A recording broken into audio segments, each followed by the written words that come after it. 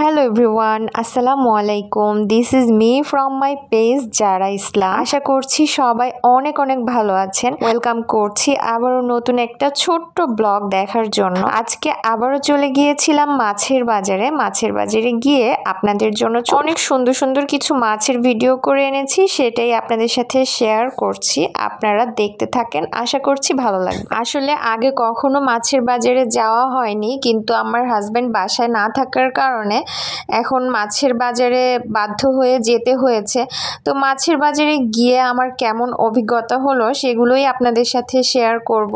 সব রকমের মাছগুলো আগে বাজার ঘুরে ঘুরে দেখছিলাম, আসলে বুঝতেই পারছিলাম না যে কোন মাছটা কিনবো, কারণ কোনটা ভালো কোনটা খারাপ সেগুলো কেনার মতো আসলে কোনো অভিজ্ঞতাই আমার ছিল না আগের।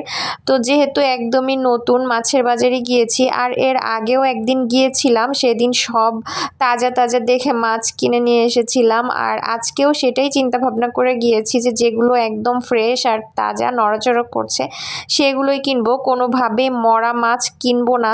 তো যে মাছগুলো বাসায় সচরাচর খাওয়া হয় সেগুলোই কিনবো। এই যে এখানে ইলিশ মাছ দেখতে পাচ্ছেন, ইলিশ মাছ কেনা হয়েছে, তারপরে চিংড়ি মাছ কেনা হয়েছে, আরও বিভিন্ন রকম মাছ কেনা হয়েছে। তারপর মাছের পাশাপাশি কিন্তু মুরগিও কিনেছি, যেহেতু মাছ কেনার অভিজ্ঞতা একদমই নেই।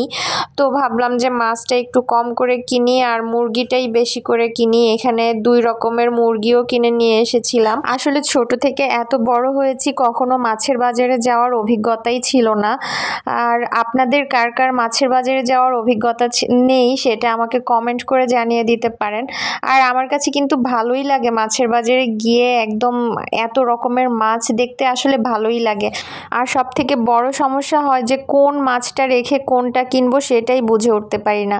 আর সব সময় মাথায় রাখি যে মাছটা একদম ফ্রেশ দেখতে লাগে সেই মাছগুলোই কিনি। আর অনেকগুলো মাছ কেনা হয়েছে, মাছ কেনার পরে চিন্তা করলাম যে কিছু সবজিও কিনে নেই। আর এখানে এত সুন্দর সুন্দর ফ্রেশ সবজি ছিল, সেগুলো দেখে তো একদম মাথাই নষ্ট হয়ে যায়। আমার তো মনে হয় সব রকম সবজি একটু একটু করে কিনে নেই।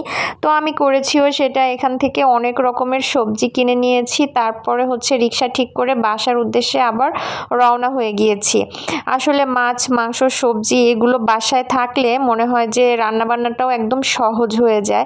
আর এগুলো বাসায় না থাকলে একদম টেনশনে থাকতে হয় যে কি করব কি রান্না করব। এজন্য একবারে বেশি করে মাছ মাংস সবজি কিনে রাখলে আমাদের গৃহিণীদের জন্য অনেকটা সহজ হয়ে যায়।